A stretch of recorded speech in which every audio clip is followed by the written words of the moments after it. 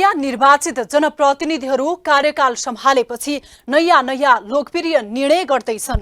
कतिपय अति उत्साहित भएर गरिएका निर्णयहरू लामो समय कार्यान्वयन हुने हुन् कि होइनन् भन्नेमा शंका छ। नागरिकको शंका स्वाभाविक पनि हो। स्थानीय सरकार होस् या संघीय सरकार, कतिपय निर्णय हचुवाको भरमा नै गर्छन् अनि त्यो निर्णयबाट फिर्ता पनि सहजै हुन्छन्। पछिल्लो समय 2 दिन बिदा दिने सरकारी निर्णयमा त्यस्तै भएको छ अनि एम्बोस्ड नम्बर अनिवार्य गर्ने निर्णय पनि त्यस्तै भयो। दुवै निर्णयबाट सरकार पछि हट्यो। नमस्कार, म शान्ति गिरी। यो हो न्यूज एट टुडे।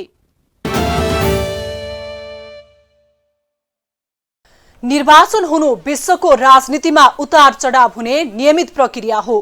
पक्का पनि यसको प्रक्रियाको असर देशमा पनि पर्छ, तर कतिपय काम यस्ता हुन्छन् जो ती कुनै अवस्थाले पनि प्रभावित हुनु हुँदैन। आम नागरिकका मौलिक हक कुण्ठित हुने कुनै काम गर्न पाइँदैन।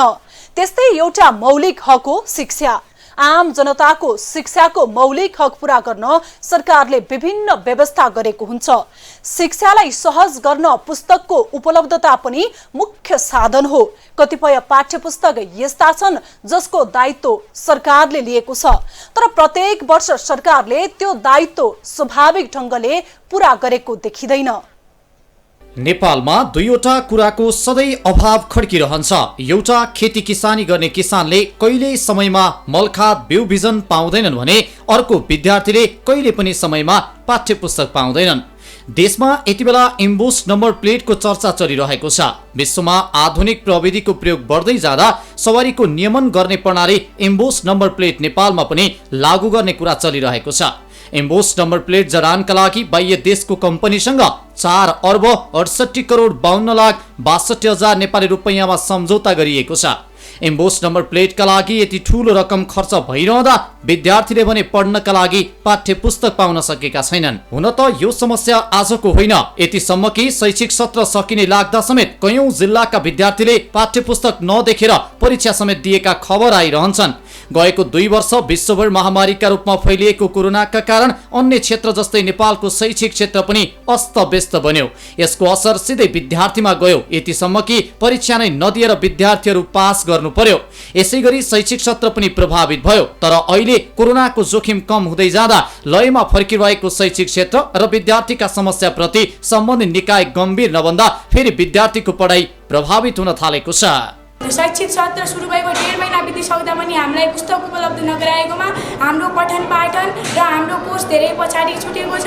हाम्रो पढाइ पनि त्यति खासै केही हुँदैन आजभोलि बुक नभएको कारण। यस वर्ष समयमै शैक्षिक सत्र सुरु भएर विद्यालय खुलेको 1 महिना पुग्ने लाग्दा पनि देशका विभिन्न ठाउँमा पाठ्य पुस्तक नपुग्दा विद्यार्थीहरू समस्यामा परेका छन्। कोरोना महामारी कम भएपछि निकै उत्साहका साथ अभिभावकहरूले आफ्ना बालबालिकालाई विद्यालयमा भर्ना गरेको भए पनि विद्यार्थीहरूले आफूले पढ्नुपर्ने केही विषयको पुस्तक कस्तो रहेछ भनेर देख्न समेत पाएका छैनन्। विद्यालयमा पढाइ भएको 1 महिना पुग्दा पनि हातमा पाठ्य पुस्तक नहुँदा पठन पाठनमा समस्या भइरहेको विद्यार्थीहरूको गुनासो छ। पुग्नु हुँदाखेरि हाम्रो क्लासमा पठन पाठनमा धेरै बाधा पुगेको छ। हामीलाई बुक्नु भएर पढ्नुलाई याद गर्नलाई त्यो धेरै समस्या भएको छ। समयमै पाठ्य पुस्तक नहुँदा एकातिर नयाँ विद्यार्थी भर्नामै नकारात्मक असर पर्यो भने अर्कातिर बालबालिकाले पुस्तकमा भएका क्रियाकलापमा आधारित शिक्षण सिकाइबाट नै वञ्चित भएका छन्। निजी विद्यालयमा अध्ययनरत विद्यार्थीहरूलाई खासै समस्या नभए पनि सामुदायिक विद्यालयका विद्यार्थीहरूले भने ठूलो शास्ति झेल्दै आएका छन्। सरकारले कक्षा 1 देखि 10 सम्मको नयाँ पाठ्य पुस्तक वर्षेनी छपाई गरेर शैक्षिक सत्रको सुरुवातदेखि नै भर्नाका लागि आउने बालबालिकालाई निशुल्क रूपमा वितरण गर्नुपर्ने व्यवस्था शिक्षा ऐनमा गरिएको छ। निशुल्क शिक्षा उपलब्ध गराउने व्यवस्था अनुसार सरकारले शैक्षिक सत्र सुरु हुनु अगावै बालबालिकाको हातमा पुस्तक पुर्याउनु पर्छ। तर पठन पाठन सुरु भएको महिना दिन बढी पुग्दा पनि धेरै जिल्लाका विद्यार्थीको हातमा अझै पाठ्य पुस्तक पुगेको छैन, जसले गर्दा विद्यार्थीहरू नै अन्योलमा परेका छन्। समयमै पाठ्यपुस्तक नपाउँदा विद्यार्थी मात्रै होइन, यति बेला विद्यालयका शिक्षक, प्रधानाध्यापकदेखि अभिभावक पनि समस्यामा परेका छन्।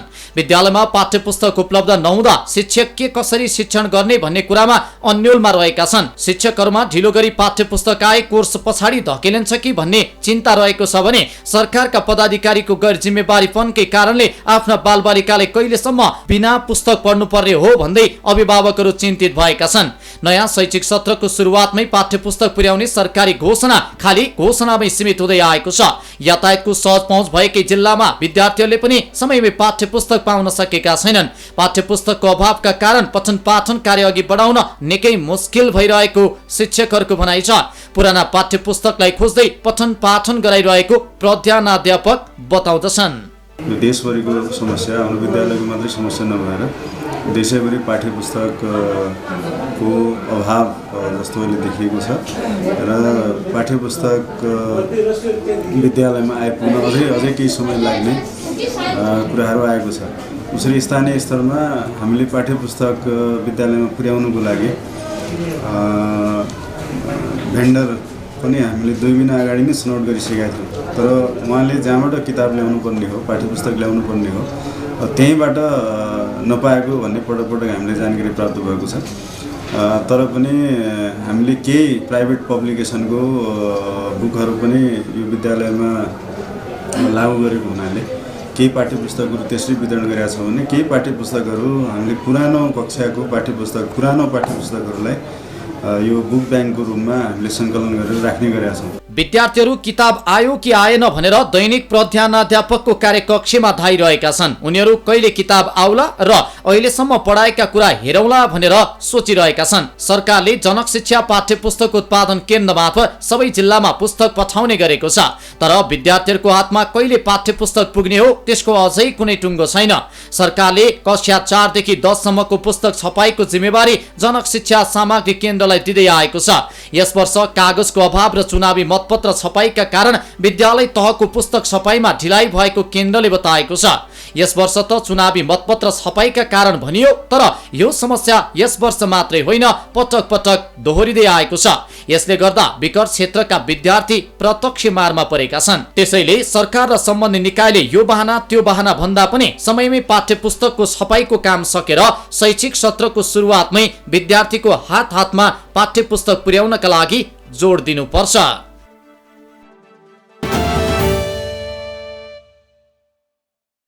पाठ्यपुस्तक यस पटक पनि सहज रूपमा विद्यार्थीको हातमा पुगेको छैन। यस पटक विद्यार्थीको हातमा समयमा किताब नपुग्नुको बहाना पनि खोजिएको छ। पुस्तक तयार पार्ने जिम्मा पाएको जनक शिक्षा सामग्री केन्द्र यस पटक पुस्तक आम विद्यार्थीको हातमा पुग्न ढिला हुनुको दोष भर्खरै सम्पन्न स्थानीय तह निर्वाचनलाई दिन्छ। त्यसै गरी यस दोषको भागीदार युक्रेन युद्धलाई पनि बनाउँदैछन् विद्यार्थीलाई सहजै पुस्तक पुर्याउन जिम्मेवारी पाएका व्यक्तिहरू। तर पाठ्यपुस्तकको यो हविगत यस पटक मात्र होइन, प्रत्येक वर्ष यस्तै नै देखिन्छ। नयाँ शैक्षिक सत्र सुरु भएको झन्डै 2 महिना हुन लाग्दा पनि विद्यार्थीले किताब पाएका छैनन्। विद्यार्थीको हातमा पाठ्यपुस्तक पुग्न कति समय लाग्ने हो त्यो पनि अन्योल नै छ।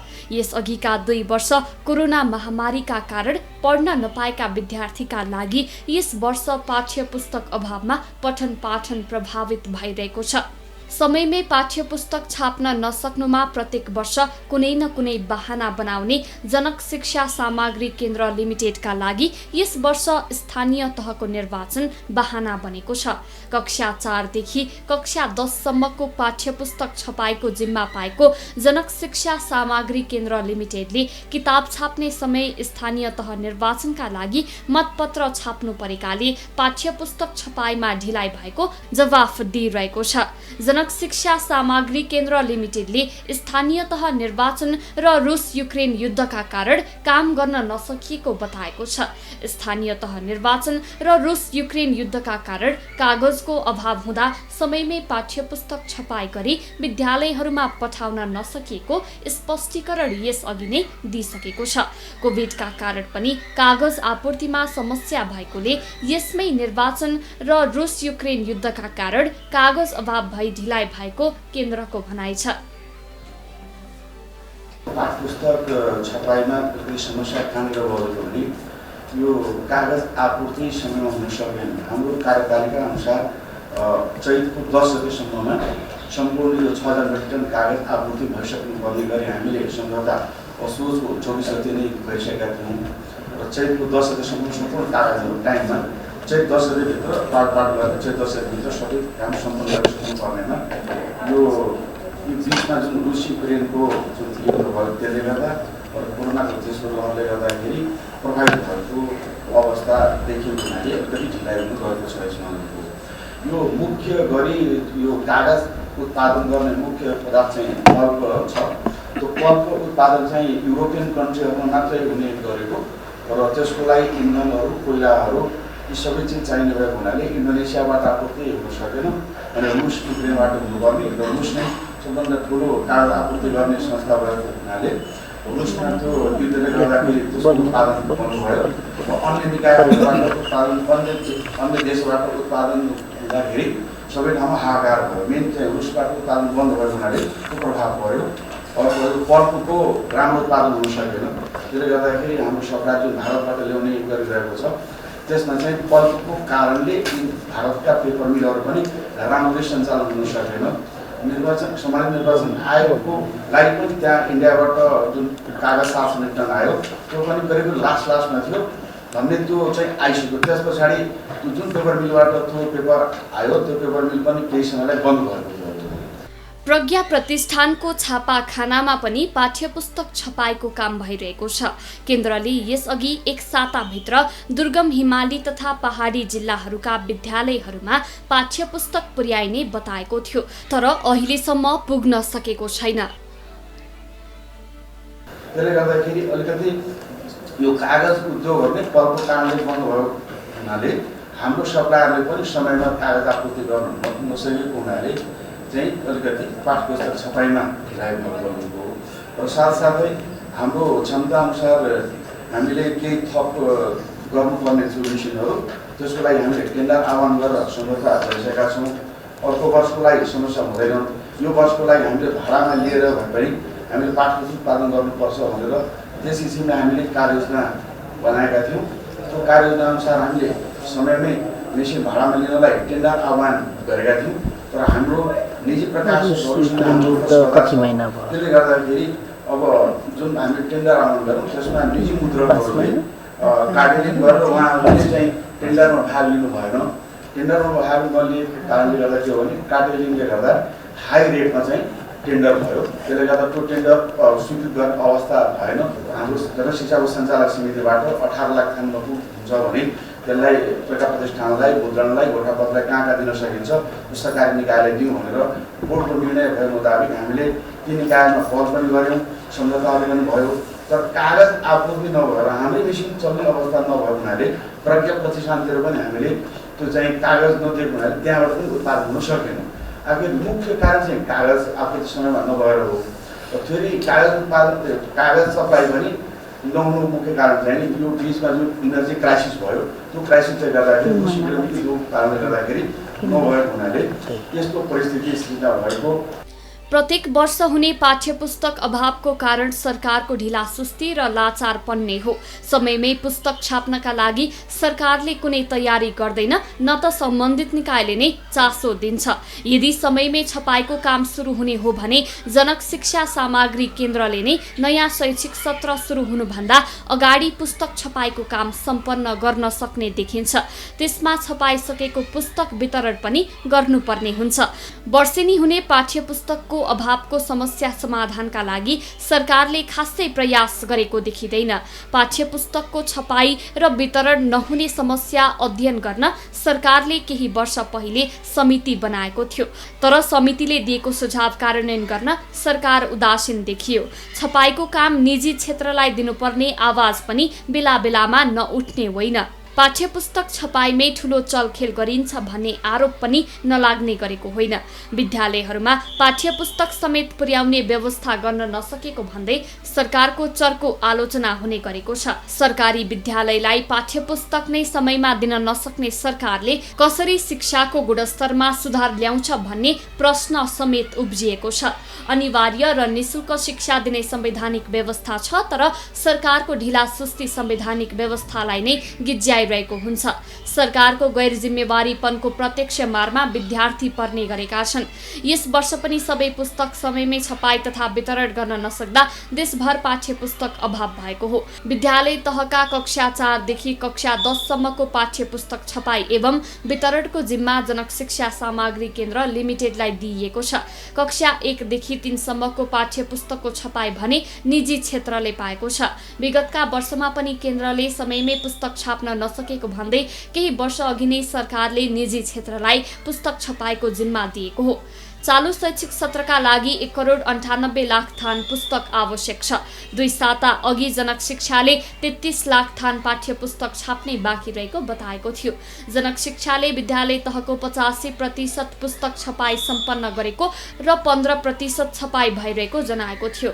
जनक शिक्षा केन्द्रसँग दैनिक 80,000 थान पुस्तक छाप्ने क्षमता छ। असारको पहिलो साता नै सबै पाठ्यपुस्तक छपाई सम्पन्न गर्ने लक्ष्यका साथ काम भइरहेको जनाइएको थियो। जनक शिक्षा सामग्री केन्द्र लिमिटेडले जेठ 9 गतेबाट मात्रै पुस्तक वितरण सुरु भएकोमा असारको 20 गतेसम्म सबै विद्यार्थीको हातमा पुग्ने बताउँदै आएको छ।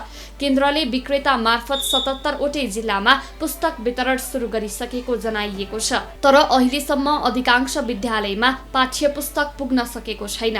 विशेष गरी दुर्गम क्षेत्रका विद्यार्थी त सधैँको यो समस्या यस पटक पनि झेलिरहेका छन्। विशेष गरी काठमाडौँ उपत्यका भन्दा बाहिर हिमाली तथा पहाडी जिल्लालाई प्राथमिकतामा राखेर पुस्तक वितरण गरिने केन्द्रले बताउँदै आएको छ। बाहिरी जिल्लामा दैनिक 1-2 ट्रक पुस्तक पठाइरहेको भनिरहँदा विद्यार्थीको हातमा भने पुग्न सकेको छैन। पुस्तक वितरण ढिलाइ हुँदा विद्यार्थीको हातमा पुग्न पनि ढिलाइ भएको केन्द्रको दाबी छ। राजनीतिक दलहरू पछिल्लो स्थानीय निर्वाचनमा आफ्नो दलको परिणामको समीक्षा गरिरहेका छन्। यसै बेला स्वतन्त्र उम्मेदवारले निर्वाचन जितेको विषयको पनि समीक्षा भइरहेको छ। दलहरूले जनचाहना अनुसार काम गर्न नसकेको भनेरै आम मतदाताले स्वतन्त्र उम्मेदवारलाई स्थानीय तहको नेतृत्व सम्हाल्न विजय बनाएका हुन्। त्यस्तै एक जना हुन् राजधानी काठमाडौँका मेयर बालेन्द्र शाह। तर बालेन्द्र शाहले आफ्नो पहिलो काम भनेर चलाएको काठमाडौँको फोहोर सफा गर्ने अभियानमा निरन्तर अवरोध आइरहेको छ। यति बेला काठमाडौँको फोहोरले सबैको ध्यान तानेको छ। खास गरी काठमाडौँ महानगरपालिकाको मेयरमा स्वतन्त्र उम्मेदवार बालेन्द्र शाह आएपछि फोहोरमै फोहोरी राजनीति हुन थालेको छ। देशकै सबैभन्दा बढी जनसङ्ख्या बसोबास गर्ने राजधानी काठमाडौँको फोहोर व्यवस्थापन नै मुख्य चुनौती बनेको छ। प्रधानमन्त्रीदेखि मन्त्री सांसदहरू बस्ने देशकै संघीय राजधानीमा अहिले ठाउँ ठाउँमा फोहोरका डङ्गुर रहेका छन्। मानव स्वास्थ्यका लागि निकै हानिकारक मानिएका फोहोरको थुप्रो भतभती गनाउँछ, तर फोहोर उड्दैन। ल्यान्डफिल साइटको अवरोधकै कारणले सडकमै फोहोर थुप्रिएपछि काठमाडौँ महानगरपालिका वार्ड नम्बर 16 का वडाध्यक्ष मुकुन्द रिजालले 16 खुट्टी क्षेत्रको फोहोर आफै उठाए। महानगरको संयन्त्रले फोहोर उठाउन नसकेपछि वडा अन्तर्गत रहेका महानगरको गाडी प्रयोग गरेर सडकमा थुप्रिएको फोहोर उठाएका थिए। उनले फोहोर संकलनको काम महानगर अन्तर्गत भए पनि सडकमा फोहोर नउठेपछि वडाले नै उठाएको बताए। काठमाडौँको मेयरमा स्वतन्त्र उम्मेदवार विजयी भएपछि बालेन्द्र शाहले काठमाडौँवासीलाई स्वच्छ र सफा वातावरणमा बस्न योग्य बनाउने भन्दै फोहोर व्यवस्थापनलाई पहिलो प्राथमिकतामा राखे। यति मात्रै होइन, उनले सार्वजनिक शौचालय नहुँदा सर्वसाधारणले भोगिरहेका समस्याको समाधानका लागि पनि नयाँ योजना अघि सारे।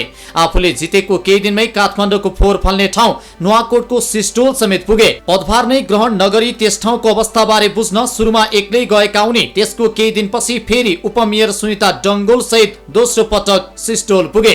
दोस्रो पटक सिस्टोल पुगेका मेयर शाहले सिस्टोललाई 1 हप्ताभित्रै दुर्गन्ध मुक्त बनाउने आश्वासन दिए। त्यहाँ स्थानीयको गुनासो सुनेपछि उनले केमिकल हालेर 1 हप्ताभित्र त्यहाँ दुर्गन्ध आउने अवस्थाको अन्त्य गर्ने आश्वासन दिएका हुन्। यति मात्रै होइन, मेयर शाहले 3 महिनाभित्र मल र ग्यास दुवै निकाल्न सुरु गरेर त्यहाँको फोहोर व्यवस्थापन गर्ने प्रतिबद्धता समेत जनाए। यो सुनेपछि स्थानीय पनि केही आशावादी बने। लामो समय उठ्न नसकेको काठमाडौँको फोहोर उठाउन तयारी गरिरहँदा फेरि स्थानीयले आपत्ति जनाए। स्थानीयले साइट व्यवस्थापन, स्थानीय पूर्वाधार र सामाजिक जीवन सुधारको माग राखेर फोहोर व्यवस्थापनको कार्यमा अवरोध गरे र काठमाडौँको फोहोर उठ्न सकेन। लामो समय काठमाडौँको फोहोर नउठ्दा महानगरवासीहरूले चर्को आलोचना गरे। त्यसपछि शहरी विकास मन्त्री रामकुमारी झाँक्री सहित सर्वदलीय छलफल गरियो। सोमबार बेलुका भएको सर्वदलीय छलफलले त्रिपक्षीय सम्झौता पनि गरियो। त्रिपक्षीय सम्झौता अनुसार शहरी विकास मन्त्रालयले प्रभावित क्षेत्रका 5 वटा क्षेत्रका लागि आर्थिक वर्ष 2079-80 मा 42 करोड 50 लाख रुपैयाँ नदी नियन्त्रण, सामुदायिक भवन र मन्दिर निर्माण तथा वृक्षारोपण गर्नका लागि 1 करोड 70 लाख बजेट विनियोजन गरेको छ। जग्गा अधिग्रहणका सम्बन्धमा वातावरणीय प्रभाव मूल्याङ्कनको प्रतिवेदन प्राप्त भएपछि प्रक्रिया थालनी हुनेछ। यही प्रतिवेदनका आधारमा स्थानीयका लागि 10 बेडको अस्पताल सञ्चालन गर्न स्वास्थ्य तथा जनसङ्ख्या मन्त्रालयलाई अनुरोध गरिनेछ। प्रतिवेदनकै आधारमा 6 महिनाभित्र सिस्टोलको पोस्ट क्लोजरको प्रक्रिया सुरु हुनेछ। काठमाडौँ महानगरपालिकाले 1 हप्ताभित्र धुनीबेसी नगरपालिका वडा नम्बर 1, 3 र 4 तथा ककनी गाउँपालिका वडा नम्बर 1, 3 र 2 प्रभावित क्षेत्रका बासिन्दाको स्वास्थ्य बीमा गर्नेछ। यसमा नेपाल स्वास्थ्य बीमा बोर्डको विधि र दोहोरो नपर्ने गरी बीमा हुनेछ। यी वडाहरूलाई यसअघि उपलब्ध गराउँदै आएको पूर्वाधार विकास अनुदानलाई निरन्तरता दिनेछ। नेपाल विज्ञान तथा प्रविधि प्रज्ञा प्रतिष्ठानको प्रतिवेदनका आधारमा ल्यान्डफिल साइटको दुर्गन्ध हटाउन 10 दिनभित्र रासायनिक वा जैविक उपचार विधि अवलम्बन गरिनेछ। अहिले घर बाहिर निकालेको फोहोर वर्गीकरण सम्भव नभएकाले सडकमा थुप्रिएको फोहोर यथास्थितिमा उठाइनेछ। यो क्रम असार मसान्तसम्म चल्नेछ। यसलाई क्रमशः वर्गीकरणको विधिमा लगिनेछ। साइटमा पुर्याएको फोहोरलाई माटोले छोपेर व्यवस्थापन गरिनेछ। साउन 1 गतेबाट स्रोतमा वर्गीकरण गरिएको फोहोर सङ्कलन तथा ढुवानी कार्य हुनेछ। उपयुक्त विधिबाट साइटमा फोहोर व्यवस्थापनका लागि धुनीबेसी नगर र ककनी नगरपालिकाले सहयोग र सहजीकरण गर्ने भनिएको थियो। सो त्रिपक्षीय सम्झौताको हस्ताक्षर गर्दा बन्चरे डाँडा फोहोर व्यवस्थापन आयोजनाका तर्फबाट निर्देशक रविन्द्र बोहरा, काठमाडौँ महानगरका तर्फबाट प्रमुख प्रशासकीय अधिकारी लोकनाथ पौडेल र धुनीबेसी नगरपालिकाका तर्फबाट प्रमुख प्रशासकीय अधिकारी हरिदत्त कणेलको सहभागिता रहेको थियो भने मन्त्री रामकुमारी झाँक्री, महानगरका प्रमुख बालेन्द्र शाह, उपप्रमुख सुनिता डङ्गोलको रोभरमा हस्ताक्षर गरिएको थियो। सोही सम्झौतापछि मंगलबारबाट काठमाडौँमा करिब 1 महिनादेखि थुप्रिएको फोहोर उठाउन सुरु गरियो। उता फोहोर उठाएर केही गाडी सिस्टोल लैजाने क्रममा फेरि स्थानीयले आन्दोलन गरे। सोमबार काठमाडौँमा भएको सम्झौता अस्वीकार गर्दै स्थानीयले काठमाडौँको फोहोर बोकेका गाडीलाई पुनः अवरोध समेत गरे। फोहोर बोकेका गाडी बीच बाटोमै रोकेपछि मंगलबारबाट प्रहरीकै सहयोगमा फोहोर भने व्यवस्थापन गरिँदैछ। फोहोर फाल्ने क्रममा बुधबार पनि स्थानीयले त्यहाँ अवरोध सिर्जना गरे। स्थानीयले अवरोध गरेपछि बुधबार बन्चरे डाँडामा केही समय तनावको स्थिति समेत सिर्जना भयो। स्थानीयले अवरोध गरेपछि प्रहरीले केही राउन्ड अश्रु ग्यास समेत प्रहार गर्नु पर्यो। स्थानीयले ढुङ्गा मुडा गरेपछि स्थितिलाई नियन्त्रणमा लिनका लागि अश्रु ग्यास हान्नु परेको प्रहरीको भनाइ छ। काठमाडौँको फोहोर व्यवस्थापन गर्ने कुनै ठोस कार्ययोजना नहुँदा फोहोर मैला व्यवस्थापनको समस्या सधैँ जटिल बन्दै गइरहेको छ। नुवाकोटको सिस्टोलमा 2 वर्षका लागि भनेर फोहोर व्यवस्थापन गरिँदै आएकोमा 1.5 दशक पुग्नै लाग्दा पनि उक्त स्थानमा फोहोर फालिँदै आएको छ। फोहोर फाल्नका लागि सरकारले सिस्टोलको 22 हेक्टर जमिन स्थानीयबाट अधिग्रहण गरेको थियो।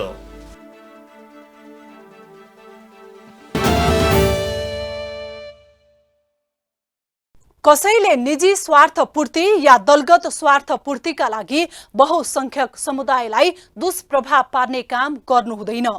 काठमाडौँ उपत्यकाको फोहोर उठ्नु र सिस्टोल बन्चरे डाँडावासीले स्वच्छ सफा वातावरणमा बस्न पाउनु दुवै उत्तिकै महत्त्वपूर्ण छ। दुवैको हितलाई ध्यानमा राखी समाधान खोज्नुपर्छ। काठमाडौँका मेयरले यसको समाधान आफूसँग रहेको दाबी गर्दै आएका छन्। त्यसैले उनलाई दाबी अनुसार केही समय काम गर्न दिएर उनको दाबीको परीक्षा लिनु उपयुक्त होला। हस्त आजलाई न्युज या टुडे यति नै। हामी सबैलाई बिदा दिनुहोस्। नमस्कार।